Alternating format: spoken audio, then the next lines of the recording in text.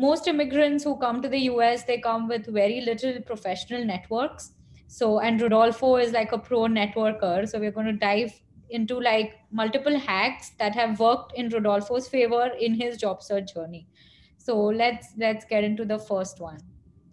What Rodolfo calls like the Panini networking approach. Rodolfo, do you want to take it forward? Yeah, so first, before you pass the screen, a raise of virtual hands. If in your countries, when the World Cup is happening, do you feel like a sticker album of the players of soccer? Well, the first question would be if you follow soccer. If you don't follow soccer, I'm just gonna pass to the next slide. I'm gonna show you what I'm speaking about right now. So every 4 years, when the World Cup of soccer happens, we have this album that everyone collects in Venezuela and in Latin America, but this is like a big thing. Everyone collects it, right? And you're always looking to fill the whole album. You need to find the stickers of the players for each team playing on the game. And I call this the Panini networking approach because there is a lot of similarities on how do you network for finding a job and how do you fill this album with stickers. So the first question you need to ask is, what institutions do I want to work for, right? And then what are the teams within those institutions? Many times you can easily identify the institutions. You want to work at the IDB, the World Bank, the IMF, the UN, all these international large organizations. But then it comes the tricky part. Where within those organizations do you feel that you fit or would you like to work? So that's a part of finding the teams.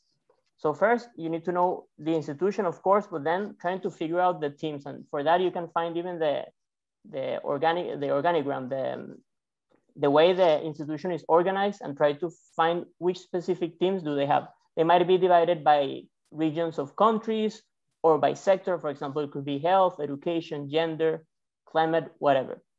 Then now, when you have realized which are the teams that you're interested about, you have to understand who are the players on those teams, right? Who are the Messi? You probably know Messi, even if you don't follow soccer. Messi is the most known soccer player. And you need to find who are the Messis of the team you want to play. So for example, Sivan here just came into the meeting and asked me for Gregory Elacqua, which is a coworker of mine. So he knows who are the team players of the education division at the IDB. But most of the times, you don't know who the people in those teams that you want to work for are. So your first task is to fill this album. Literally, this is the division where you want to work, the part of the organization where you want to work, and it's a complete blank. You need to understand who are the key players in this team and what do they do, what position do they play, and how to connect to them. So we can go to the next slide. And then now that you have identified which are the players of this team, which are the Messis of this team, you have to figure out how you're gonna connect to them. Like what's your common point with them, right? So maybe you share a nationality. For example, in the case of Venezuelans, there is a lot of connection just by the fact of being Venezuelan. You can write to any Venezuelan all over the place, and they're gonna probably reach back because they feel a connection. But maybe you are from the same region of the world. So in my case, it could be like I am Latin American as Messi. And if Messi works in the World Bank, maybe that's a way to connect to him. Or we speak a very specific language that no one else in the world speaks. So you can actually go and write in that language to Messi directly, and that would help. Or you might have gone to the same school as Messi. So you realize that you did undergrad in the same university of Messi, or you did your graduate school in the same university. So that's something else that you have in common. And that those are things that you have to find out when approaching to that person that you want to connect to. And finally, of course, which people do you have in common? If you find out, for example, in LinkedIn that you have contacts in common and those contacts are professors of yours or people that you can actually ask to connect, that would be the best way to connect. But if not, you have these other sort of things that can help you get to this person. And then you have to start filling the album. Literally, you need to understand who are all the players and what position do they play in the team. And let me tell you something, maybe you're gonna find who are the directors of the team, but sometimes there is like a consultant or someone below the ranks that in paper doesn't sound very important, but that person is connected to a lot of people or can definitely tell you the intricacies of the job you're looking for, so that you have to connect to everyone. Now we can pass, sorry. So that is like a very interesting thing that you brought about, whether you follow soccer or not. I think one key takeaway would be like, how do you find that common connection? Whether it comes to somebody who will be referring, like you need to narrow the approach. Like you need to find what institution you want to work for. Within that institution, what teams you want to be part of. And within that team, who would be kind of the key player that you want to reach out to. So like if you remember these three things, it would like really help you to like be very smart about your networking approach. So do you want to take this forward? So how do you connect to these opportunities, Rodolfo? Yeah, so I think the main takeaway of this slide is that there are two ways in which you can find about a position and the networking that you have to do around it, right? One of them is the usual way. You go into the website of these organizations and you saw that there is an opening of a position.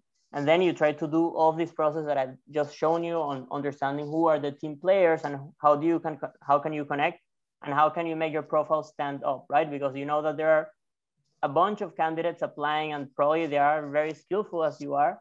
So like what may be the difference is that you might be like talking to someone or there is like some sort of human connection that happens there that can put you on the top of the list. That's like the way it usually happens. But sometimes it's also good to be connecting and talking to people in the areas you're interested about, not necessarily expecting that there is an opening in the moment, but maybe by talking to those people and like having meaningful conversations, you may hear about a position that it's not even open or a project that is going to start and they would need in the future someone, and that someone can be you. And that's a very good way to get into that place.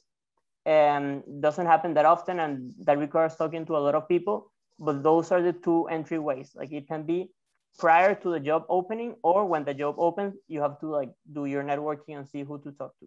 Very, very cool way of putting it together, that you can have like two different approaches to your networking skills.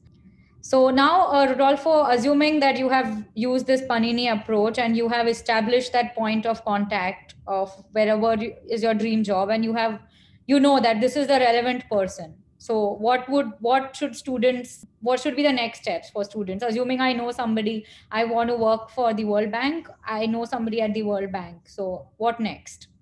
Yeah, so let's go to the next slide.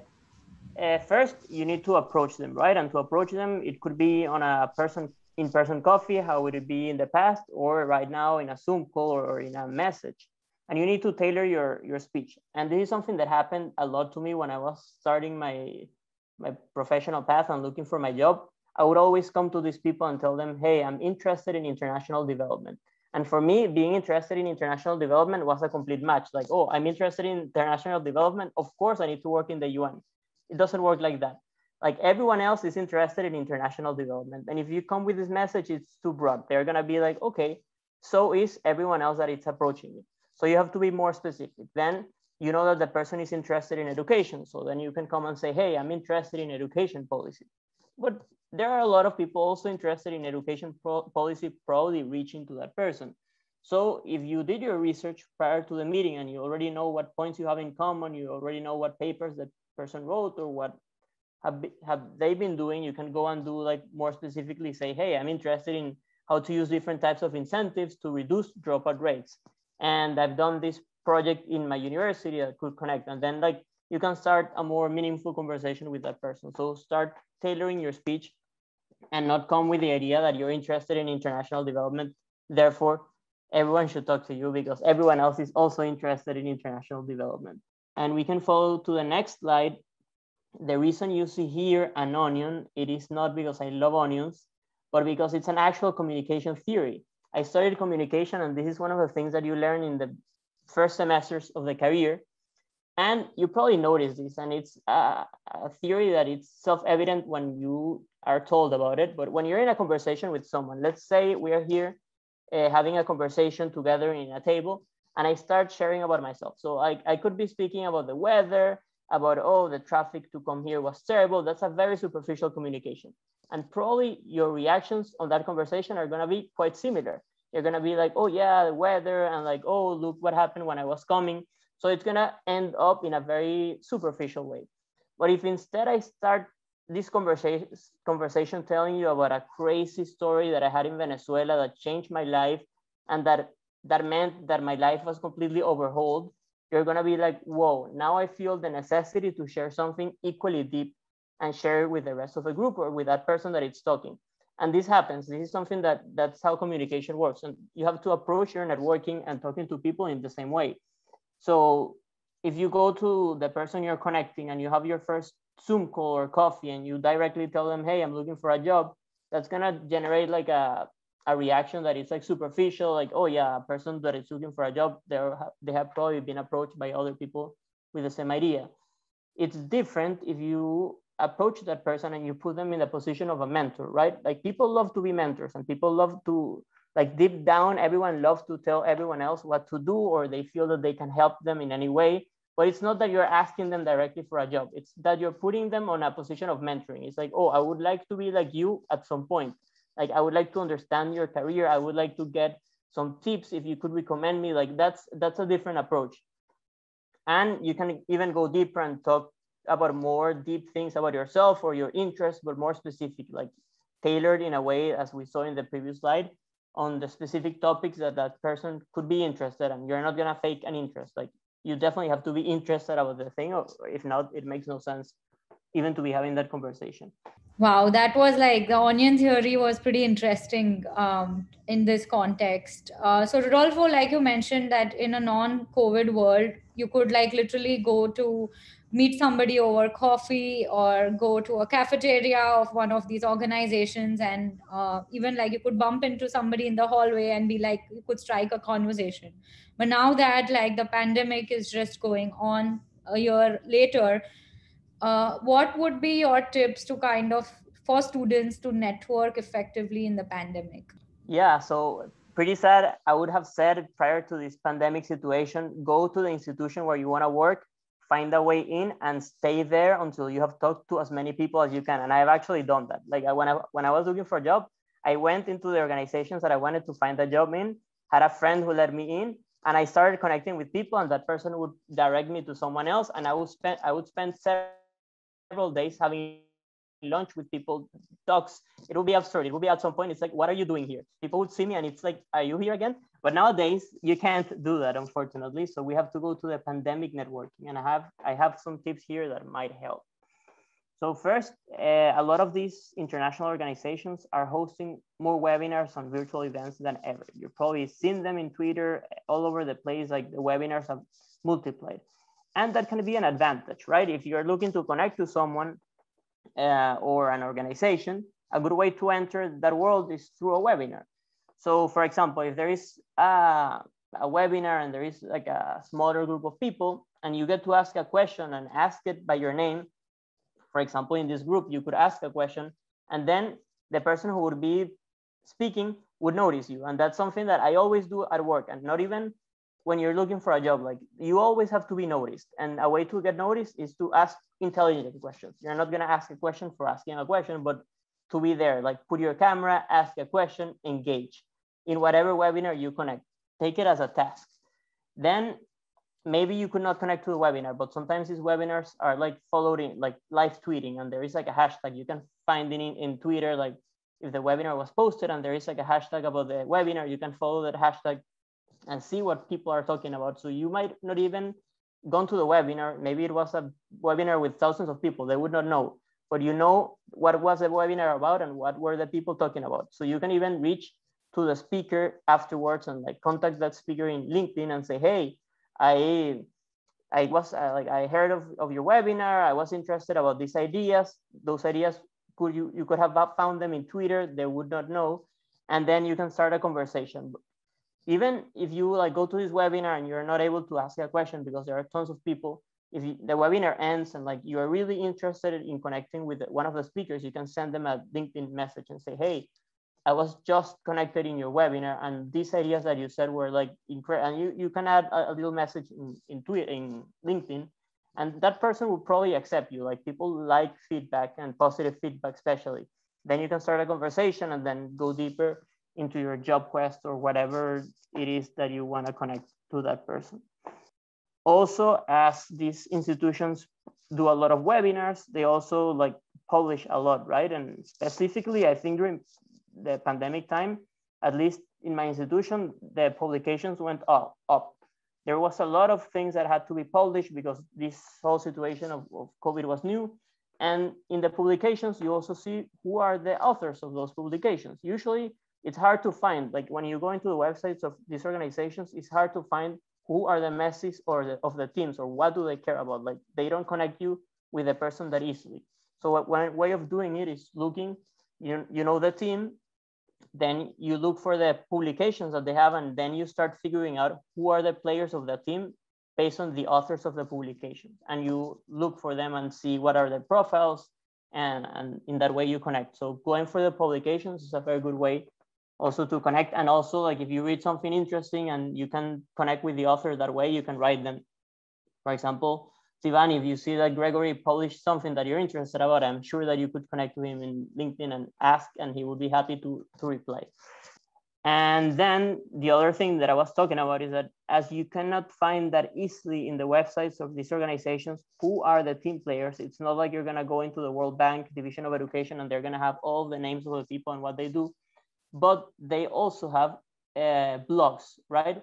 Blogs are like parallel websites. It's not the main website, but it's still institutional. And in these blogs, usually the team players, the members of this group, publish things a lot as well, more often than publications, because publications take more time. So you can also find which are the people who are posting blogs. Are they in the team? You can find their names. Also find a topic of conversation with them. So these are different ways to see who are the people in those teams, how to get to them, and like how to start an engaging conversation super easily. Just LinkedIn, connect to them in LinkedIn and talk to them about whatever they wrote, and they will probably reply. Awesome. So I think for anybody looking to network in the pandemic, clearly going on to these companies' blogs and websites and finding that common thread is like the key. Moving ahead, like Rodolfo, you seem to be like a pro networker. Just like you reached out to a lot of people, I'm sure a lot of people must be reaching out to you. So how do you kind of keep a track of like, that so many multiple people that you network with? Okay, first I want to start by saying that I just reach to people because I love meeting new people. I really like deeply, genuinely love knowing everyone. Like I feel uncomfortable if I'm in a place and I don't know everyone in the place. So I finally at some point try to meet them all. But yes, as you said, I also network for work, for many, like you never stop networking. When you're in your job, you need to network inside your job as well, or for personal things. And sometimes you reach out to interesting people and you lose track, and you lose track on what you ask them, or you lose track of the contact you had. And at some point I realized, wow, I'm reaching out to a lot of people. And as well, there is people who are reaching out to me. Like sometimes from the school that I went, Heinz, like when they are like, people are accepted, they find my name and they reach me and they ask me like, oh, should I go to this school or to that other school? Or sometimes they are looking for a job, or they want some guidance. Like you always ask for help, and you also get people asking you for help at some point. So I was like, okay, there's like a lot going on here, and I'm like getting lost. Like I'm also very bad in memory in general. Like I can easily get lost. So I said, okay, I'm gonna do like whatever we were taught in school. Let's create a database. So I created a database that I called the coffee database, and it's brown because it's like coffee. And it's very simple. Like it's name, last name, how was the contact, just to find the message, like, oh, was it in LinkedIn or through WhatsApp or through email, so that I can go back and like refer to that. Who made the contact? So in this case, was it me reaching out to that person, or was it a person reaching out to me? So, and that way I know if it's something mine or if it's someone coming to me. What's their general profile? Like, oh, this is a person who was accepted into this university, or this is a person who I'm interested about their job or whatever it's going on. What are the interests of this person in general? What was the interaction? Like, oh, we had coffee in this place, or we had a Zoom call, we talked about these things. I provided these ideas. That person told me that. What was the date of the interaction? And whatever other things that you want to add. And this may seem very like particular, but I did it. Like and of course you're not gonna do it like systematically. Like every time you talk to someone, you write it here. But at some point, if you systematize all these conversations you have been having, you can go back and like sometimes, you know, when you see a picture of a lost dog, you always know that there is a lost dog, but you never know what happens to the dog afterwards. Was it found or was it not found? So it's nice to know, like when you're doing networking with people, like what happens later with that conversation? Like, would that person choose the school that you went to because you had a conversation that was meaningful? Sometimes I've figured that out. It's like, oh, that person is now studying at Carnegie Mellon, so it helped. Or if you're looking for a job or connect to something, like how did that end up? Like I might have found out that I'm like now a very close friend with someone that was in this list just because I reached out to that person for personal or professional advice, and then a friendship began from that. And like it's interesting to like have a tracking of that. Awesome. So I think the networking hacks that you provided are very cool. One last bonus hack, as we call it here, is so you take grad students tend to take a lot of coursework and projects during the span of their master's or bachelor's program. So what was your strategy to connect that to your job search journey? So I feel like it is a mistake, especially when you're in your last year of school, to feel that you need to get done with school, that you need to get done with your assignments, like that you have to find your job. Your priority is finding a job. Yes, you're finding a job. But the reason you're doing your master's or you're studying whatever you're studying is because you're passionate about that and because you're interested in taking out something useful from those classes that you selected. So first choice, like I always like people always ask, oh, which classes should I take? Like it doesn't matter what classes you take. I would only say that choose classes that may connect you to the real world. So if there are classes that connect you to a real life client, take those classes. Or if not, take classes that are interesting to you, but try to connect them to the real world. So for example, I took a class of data visualization using Tableau, and we were asked to do a project, as you always do in these classes, and you usually get to select the topic you're gonna work on. So select a topic that really connects to the things that you're interested about. I found a database about human rights and transitional justice, and I actually reached out to the people who made the database because those databases are publicly available and usually there's a point of contact. And I said, hey, I'm a student at Carnegie Mellon University and I'm doing this class project and I just did this visualization for you and like with this database. I sent it over just because I found it interesting and that person was like, oh, this is actually useful. We've never done something like this.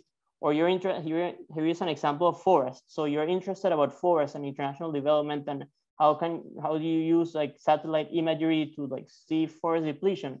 You can connect your project to a real life project. Like I know people in the UNDP who are doing things like this. So you could find that there is people out there doing it and say, hey, I'm doing a class project. How can my class project be helpful for you? And in that way, you start a connection and a meaningful conversation out of a class, out of a project that was just a homework.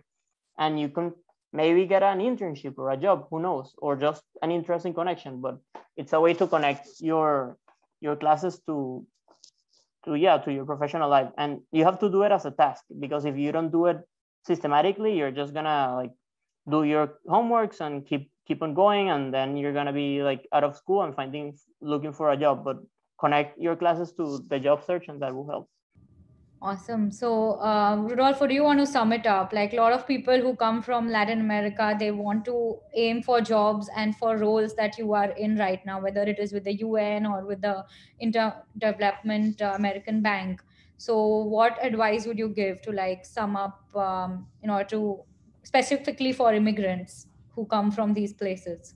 In the case of like if you're an immigrant and you don't have like a residence in the US, sometimes it helps to know that these multilateral organizations, apart from being a job that you're interested about, they also provide a G4 visa, which is a visa that allows you to stay longer in the US. If you're not an international student or person, but you're also interested in these organizations, well, great as well. You can aim for them. Also, something that I was gonna mention is that these organizations usually post in their websites, like you can see different types of positions, but I would summarize it in two. Like you have staff positions or permanent positions, and you have then consultancies or shorter term positions. And usually when you are like not familiar in how this works, like you say, hey, I'm going out of grad school from a cool program. Of course, I'm aiming for a staff position. Why would I would not be staff? But usually in these organizations, it doesn't work like that. Like staff are people who could be vice ministers of their countries or have PhDs or a lot of experience. It's hard to get a staff position. So going out of school or being a young professional as I am, aiming for a staff position is unlikely.